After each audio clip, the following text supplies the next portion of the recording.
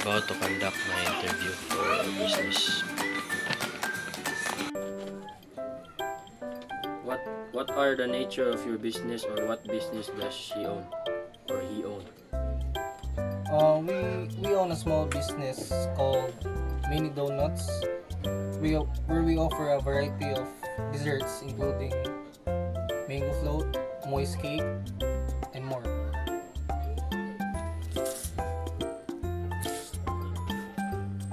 What other industry are you operating? Aside from Mini Donuts, wala namin lang yung gina-operate na business, only Mini Donuts lang. Next, who are your customers? Our customers, mga BPO employees is dual mami, since dual mami o ka ng building sa mga BPO companies. So kasagaran at tugid silang mamalik or mangaon dito sa store. Next question, how much was your tentative capital? Our tentative capital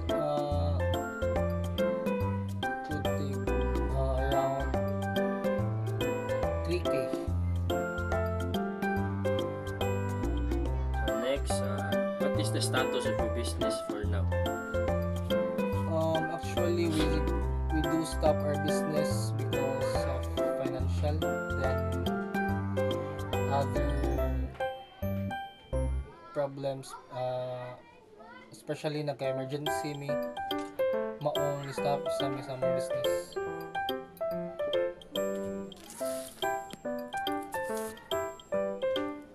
How many years has your business in operation?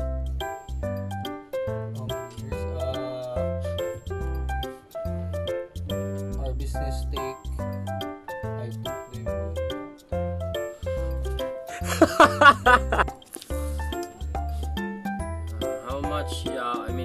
how many years has your business in operation? Our business took around 1 year kapin. Dayon, suddenly we stop our business due to emergencies. Next, what are the reasons why you started a business? We started our business in scroll me sa TikTok, like na ay nag-post nga to mga nag-make o donuts, mini donuts dayon. Mo to ni try na mo og make, then i-put na mo sa business. Mo to wala mi nang expect na i-boom siya. Mo to ni ipadayon na mo.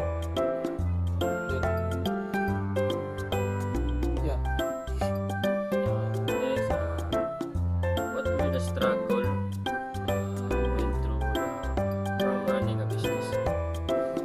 Struggles,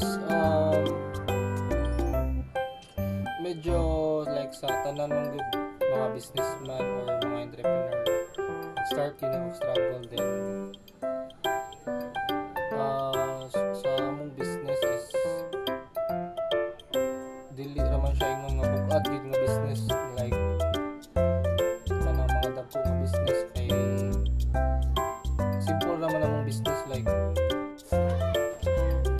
Next question, how much manpower was involved from the start of operation until now? From the start of our operation, we initially had a team handling everything from production to sales. As the business grew, we gradually expanded our workforce to include more staff for baking, service, and delivery. Currently, our team has grown to meet the demands of the business while maintaining the quality of our products. That's it.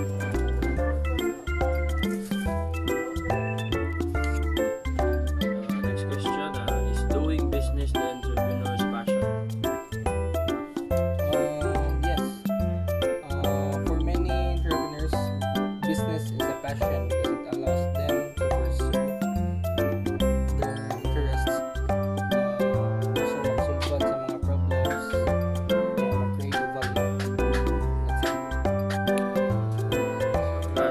question: what advice and suggestion can you give to the future entrepreneur or individual who wants to start and operate a business?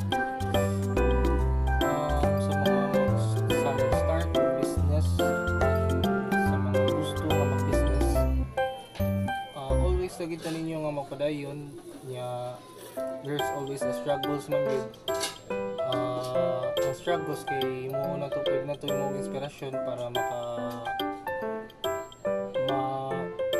mapahatag na to kalambuan sa tong business.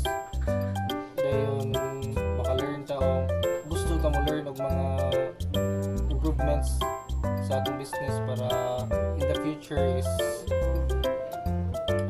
mas mupalambo pag ang business. Then always prayer dito sa taas para i-guide ta niya. Okay.